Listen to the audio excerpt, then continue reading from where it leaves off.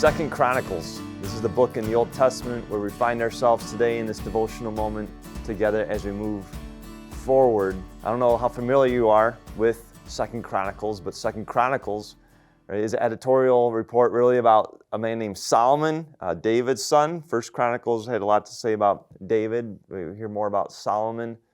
And then we also hear about the kings of Judah, which is the southern kingdom. And some of those kings are obedient, some of the kings are not. Then ultimately, you see a little bit of a focus on the exile of the southern kingdom of Judah by Babylon. And then you get all of a sudden this huge statement that God's children are returning to the promised land and they're going to build the house. A king named Cyrus of Persia is going to make a house for the God of heaven and earth. So 2 Chronicles, when you begin to read it even fuller, you begin to see this is about the house of God. Right? Solomon's going to build the house of God. David wanted to. You see Solomon's accomplishment. You see what's taking place in the house of God. And then ultimately, right, God's children are gone, but then the house is coming back because the children are coming back. And when I think about 2 Chronicles, I think about the faithfulness of God. I think about the faithfulness of God as it pertains to a place of worship for Him, a place of His dwelling. I think about Jesus, right, when He sees what's going on in the temple of God and how He says this place is supposed to be a place of prayer. Right? What have you done to it? A place of prayer.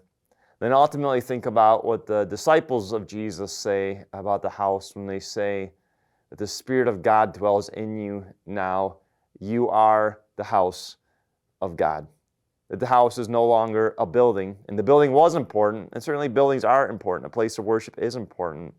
But what we see is the importance of God's people, right? That God's people have always been His house. Where they are, He is there. And so for a moment, I just want you to think about this. Right? How important are you to God?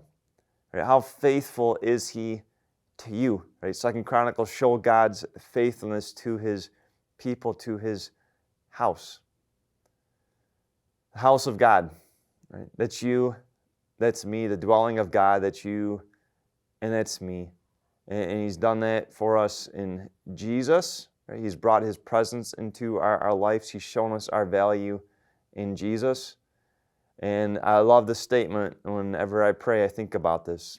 Right? My house will be called a house of prayer.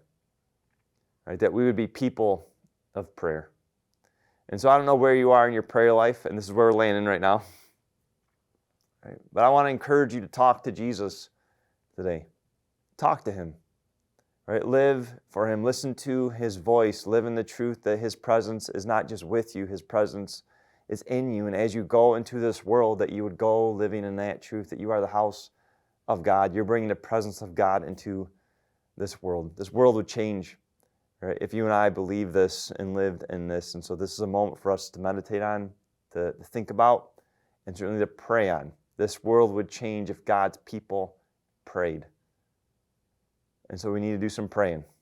Right? Jesus taught us to pray. Right? If you pray the Lord's Prayer, it's awesome, right? Those petitions, that they would guide you. Certainly many of us are praying for people all around the world that we know are going through huge struggles, and we continue to lift all those up to God, trusting God to bring peace into this world when it comes to actual war, and not just actual war, but even the war that many of us have in our bodies with our health or relational or even financial wars that take place. Right? God calls us to trust in Him, to humble ourselves in the presence of who He is, of His faithfulness. And so I pray today that you would pray, that you would give that which weighs on you, and not just that, but that you would invite God into all of your life and give Him thanks for all the blessings in your life as well. Right? God cares about His house. He cares about you, and He has built the house in you.